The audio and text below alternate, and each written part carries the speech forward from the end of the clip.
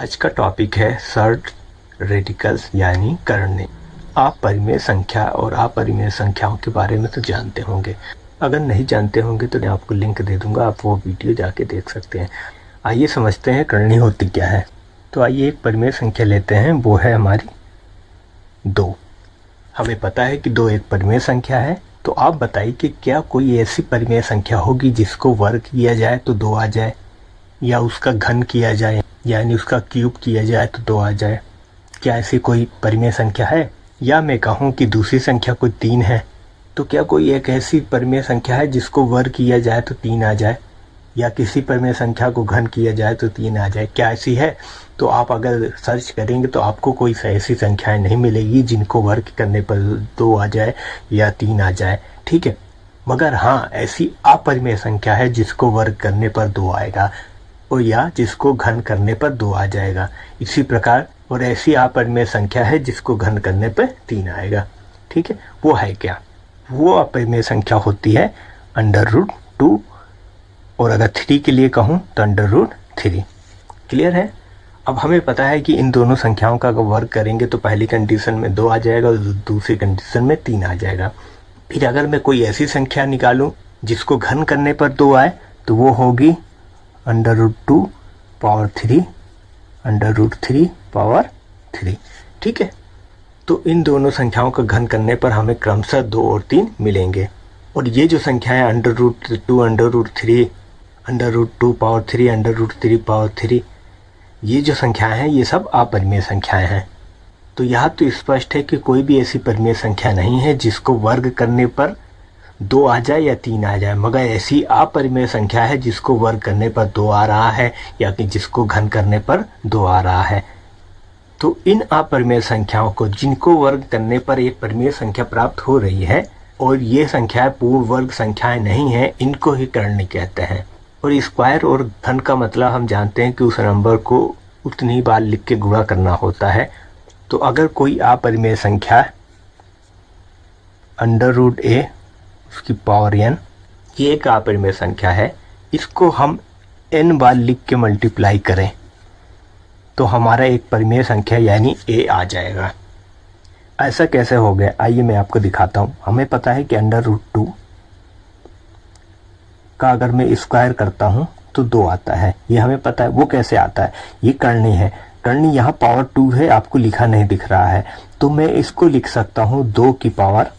ये करणी का मतलब होता है पावर 1/2। क्लियर है? अब इसकी पावर हमारी 2 है। क्लियर है यहाँ तक? तो इसको जो हल करते हैं तो हमारा आंसर 2 आता है। सेम इसी प्रकार अगर मैं अगली संख्या लूं तो वो है √2 करणी की पावर 3। अब इसको मैं घन करता हूं तब मुझे परिमेय संख्या 2 मिल जाती है। वो कैसे मिलती है? यहाँ पर भी ये 2 की पावर 1/3 है, क्योंकि करणी की घात 3 है, और इस पूरी संख्या को हमें क्यूब करना था तो 2 आया। स्पष्ट है कि यहाँ 2 की पावर 1/3 को 3 बार लिख के गुणा करूं, क्योंकि पावर 3 है तो हमारा 2 आ जाएगा। सेम इसी प्रकार हमारा जो संख्या है, इसको देखिए, a की पावर 1/n है, इसको मैं n बार लिख के गुणा करूं तो हमारा a आ जाएगा। मगर करणियों को गुणा करने के लिए आम गुणों के नियम का इस्तेमाल करने से ये नहीं होगा, तो इसीलिए हमें कुछ खास नियम का इस्तेमाल करना पड़ेगा जो करणी के लिए बने हुए हैं, ठीक है। तो आइए देखते हैं कि करणियों के नियम क्या होते हैं। करणियों के नियम तो हमने पढ़ा कि किसी भी अपरिमेय संख्या का वर्ग किया जा रहा है तो उसका वर्ग जो आ रहा है वो परिमेय संख्या आ रहा है, तो हमारा करणी की घात 2 होती थी क्योंकि वर्ग करे हैं हम। और अगर किसी अपरिमेय संख्या का घन किया जा रहा है यानी क्यूब किया जा रहा है और तब परिमेय संख्या आ रही है तो वहाँ करणी की घात जो होती थी वहाँ 3 होती थी। तो मान लीजिए कोई परिमेय संख्या हमें a लाना है, तो जिस अपरिमेय संख्या से वहाँ आएगा उसकी पावर n है, मतलब उसे n बार लिख के मल्टीप्लाई करेंगे तो वह संख्या यानी a आ जाएगी। तो वह अपरिमेय संख्या क्या होगी? वह अपरिमेय संख्या होगी √a की पावर n, क्योंकि n बार अगर मैं इसको लिख के मल्टीप्लाई कर दूं तो a आ जाएगा। तो ये जो संख्या है इसी को हम करणी कहते हैं। यहाँ हमें जो a है इसको करणीगत संख्या और n को करने की घात कहते हैं। इंग्लिश में इसे रेडिकेंट और करने की घात को पावर या ऑर्डर कहते हैं। तो करनी का सबसे पहला नियम है कि अगर कोई करनी नंबर, तो इसको हम a की पावर 1/n लिख सकते हैं। अब दूसरा नियम है कि अगर कोई करणीगत संख्या किसी दो संख्याओं के मल्टीपल के रूप में लिखी जा सकती है, जैसे √ab पावर n बराबर, इसे हम a और b के करनी संख्या के गुणनखंड के रूप में लिख सकते हैं। तो वो क्या होगा, वो होगा √a power n into √b power n। उदाहरण, जैसे कोई संख्या √15 है तो इसको मैं √3 गुणे 5 लिख सकता हूँ, और इसको मैं अलग अलग करके √3 इंटू √5 लिख सकता हूँ। यहाँ हमारी करने की घात 2 है, वो आपको दिख रहा होगा। अर्थात कोई दो अपरिमेय संख्या √4 इंटू √5 हो तो इसको मैं √4 इंटू 5 बराबर √20 लिख सकता हूँ। ठीक है, अब चलिए अगला नियम देखते हैं।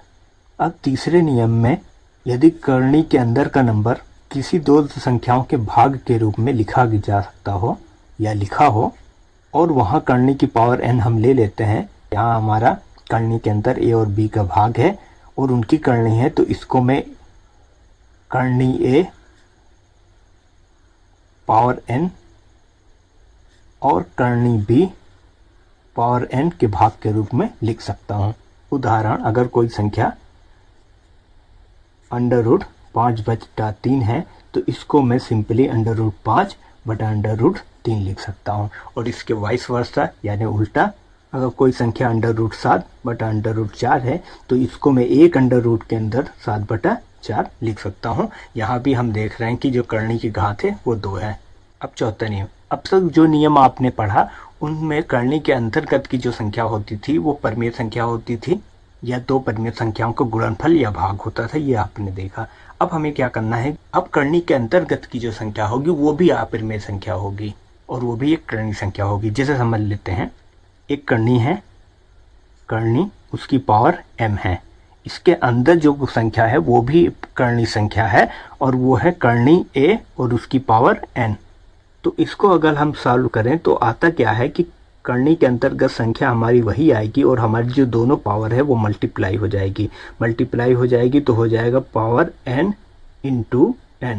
ठीक है, उदाहरण ले लेते हैं, जैसे √3 के अंदर √5 है। ठीक है, यहाँ हमारी पावर 2 दिख रहा है, यहाँ पर घात 2 है, लिखने की ज़रूरत नहीं है, फिर भी आप लिख लीजिए यहाँ घात 2 है।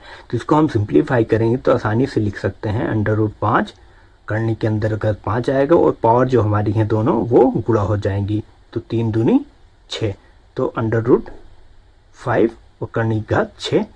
तो इसको हम इस तरीके से लिख सकते हैं। ये ऐसे हो कैसे रहा है, आपको घातांक के नियम पता होंगे। ठीक है, मैं करके दिखाता हूँ आपको। करनी के अंदर ये नंबर क्या है, ये है √a पावर n, तो इसको मैं लिख सकता हूँ a की पावर 1/n, और ये करनी है ही पावर m है।